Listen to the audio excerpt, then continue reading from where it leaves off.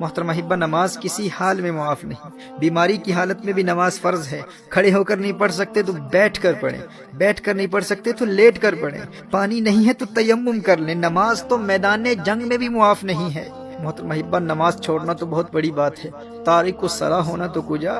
ہمارے اسلاف تو اس تصور سے بھی ڈرتے تھے کہ کہیں نماز میں سستی کرنے والوں میں ان کا نام نہ لکھا جائے، یا نماز ضائع کرنے والوں میں ان کا شمار نہ ہو جائے۔ حضرت عبداللہ ابن عباس رضی اللہ تعالیٰ عنہما کی آنکھ میں پانی اتر آیا۔ لوگوں نے عرض کیا کہ اس کا علاج تو ہو سکتا ہے، لیکن چند نمازیں قضا ہو جائیں۔ آپ نے فرمایا یہ نہیں ہو سکتا۔ میں نے نبی کریم صلی اللہ علیہ وآلہ وسلم سے سنا ہے کہ جو شخص نماز نہ پڑھے وہ اللہ جل وعلا کے یہاں ایسی حالت میں حاضر ہوگا کہ اللہ جل وعلا اس سے ناراض ہوگا۔ اللہ اکبر!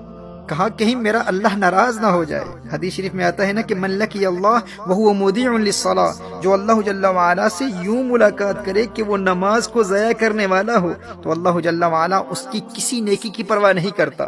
وہ خود کو نیکوکار سمجھے گا کہ میری اور تو بہت نیکیاں ہیں، ٹھیک ہے میری نماز قضا ہو گئی تھی لیکن میں نیک تو ہوں، میں صدقات دیتا ہوں، میں نے مسجدیں بنائی ہیں، میں خدمت خلق بجا لاتا ہوں، میرے اخلاق اچھے ہیں، یعنی اس کی اور بے شمار نیکیاں ہوں گی۔ وہ روزے دار بھی ہوگا، اس نے حج بھی کیا ہوا ہوگا، وہ خدمت خلق بھی بجا لاتا ہوگا، صدقات بھی دیتا ہوگا۔ وہ کہے گا کہ میری اور بے شمار نیکیاں ہیں، میں ایک اچھا انسان ہوں، کبھی کسی پر ظلم نہیں کیا، میں نے کبھی کسی کو مارا نہیں ہے، میں نے کسی کو کوئی تکلیف نہیں پہنچائی۔ کہا کہ اگر وہ تارک الصلاح ہے، اگر اس کی نمازیں ضائع ہو جاتی ہیں، اگر وہ نمازیں قضا کرتا ہے تو اللہ جل وعلا کو قیامت کے روز اس کی کسی اور نیکی کی پرواہ نہیں ہوگی۔ یہ حضور اکرم صلی اللہ علیہ وسلم کی حدیث ہے۔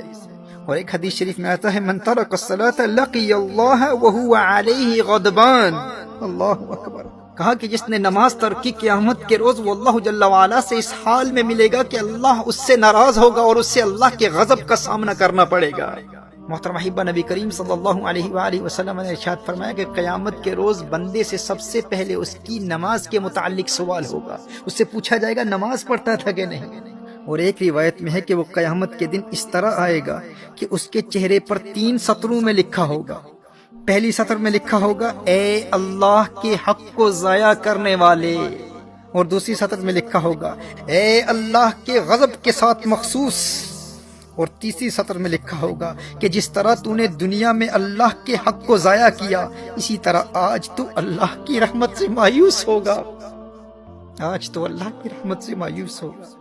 میں حضرت ابن عباس رضی اللہ تعالیٰ عنہما کے حوالے سے عرض کر رہا تھا کہ آنکھ میں پانی اتر آیا اور لوگوں نے عرض کیا کہ اس کا علاج یہ ہے کہ چند دنوں کی نمازیں قضا ہو جائیں گی۔ فرمایا یہ نہیں ہو سکتا، کیونکہ میں نے نبی کریم صلی اللہ علیہ وسلم سے سنا ہے کہ جو شخص نماز نہ پڑھے وہ اللہ جل وعلا کے یہاں ایسی حالت میں حاضر ہوگا کہ اللہ اس سے ناراض ہوگا۔ محترم احبہ، اگرچہ ان کے اس عذر کی وجہ سے نماز چھوڑنا ان کے لیے جائز تھا، وہ اس عذر کی وجہ سے ہرگز تارک الصلاۃ نہ ہوتے، لیکن انہیں اس بات کا خوف تھا کہ کہیں نماز ضائع کرنے والوں میں میرا شمار نہ ہو جائے۔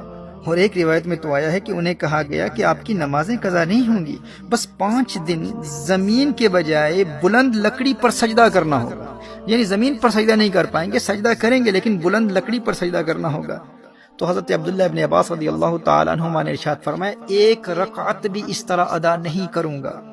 میرے دوست، جسے سجدے کی لذت مل جائے وہ کہتا ہے کہ بھائی بینائی جاتی ہے تو جاتی رہے، لیکن ایک سجدے کی لذت سے جو روشنی اور بینائی دل کی آنکھ کو ملتی ہے اس کا مقابلہ و موازنہ ماتھے کی آنکھ کی روشنی سے کہاں کیا جا سکتا ہے۔ وہ ایک سجدہ جسے تو گراں سمجھتا ہے 1000 سجدوں سے دیتا ہے آدمی کو نجات۔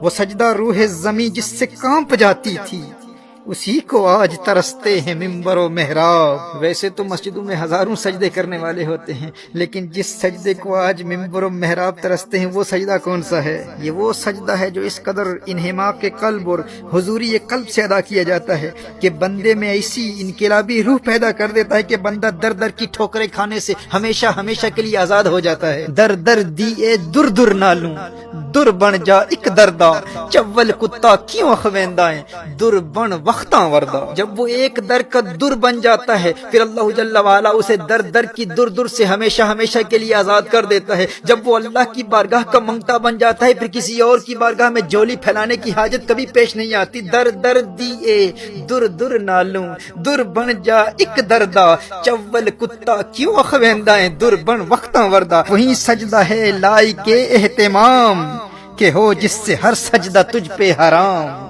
وہی سجدہ ہے لائق اہتمام کہ ہو جس سے ہر سجدہ تجھ پہ حرام۔